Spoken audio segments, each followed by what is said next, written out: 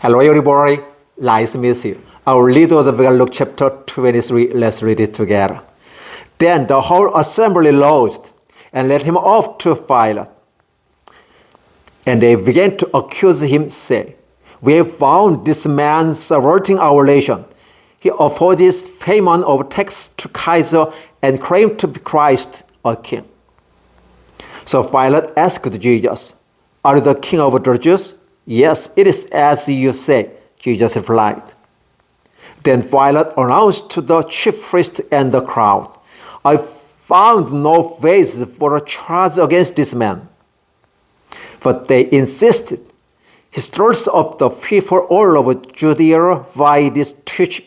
He started in Galilee and has come all the way here." On hearing this, Pilate asked if the man was Galilean. When he learned that Jesus was under Herod's jurisdiction, he sent him to Herod, who was also in Jerusalem at that time. When Herod saw Jesus, he was greatly pleased because for a long time he had been wanting to see him. From that he had heard about him. He hoped to see him perform some miracle. He plied him with many questions, but Jesus gave him no answer. The chief priests and the teachers of the law were standing there, vehemently accusing him.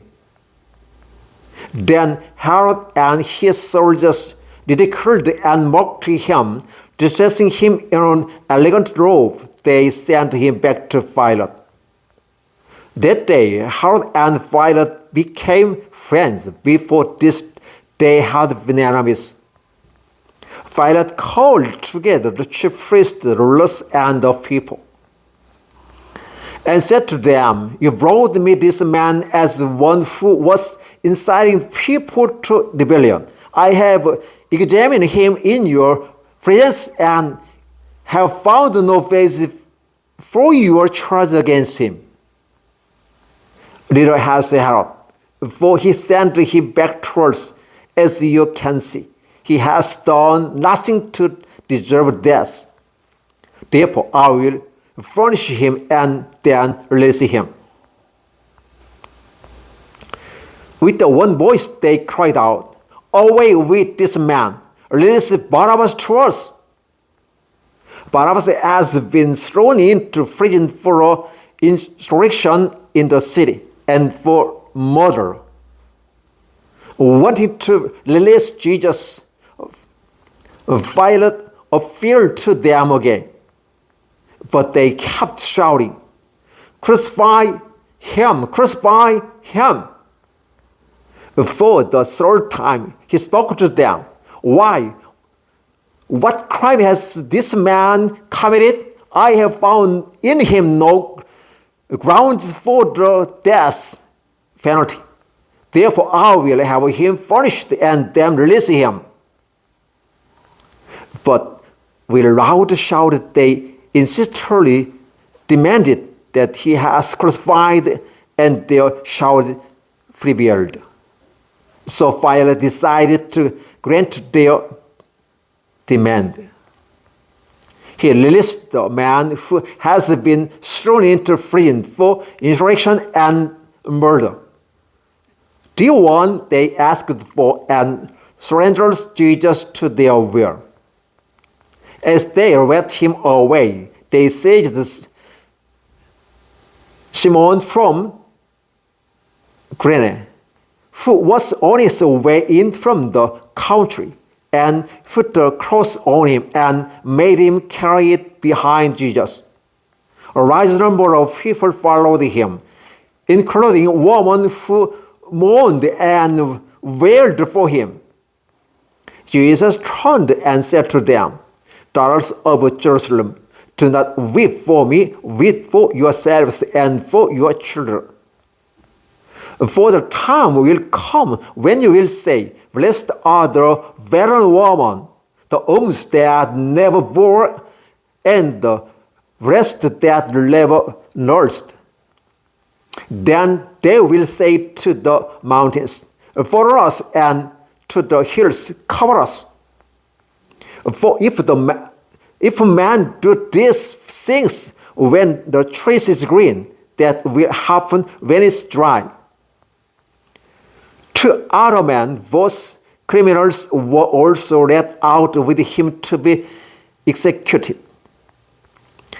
When they came to a place called the Skull, there they crucified him along with the criminals, one on his right, the other on his left.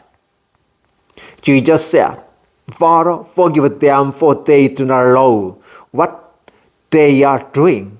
And they divided up his cross by casting lots. The people stood watching, and the last 7 sneered at him.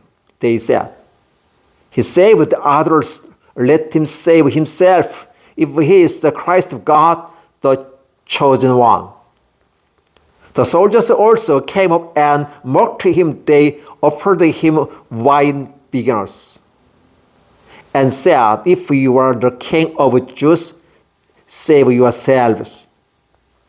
There was written notice over him which read, This is the king of the Jews. One of the criminals who hung there hurled the insult at him. Aren't you the Christ? Save yourself and us. But the other criminals rebuked him.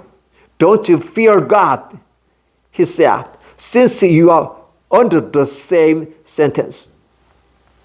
We are punished justly, for we are getting that our deaths deserve.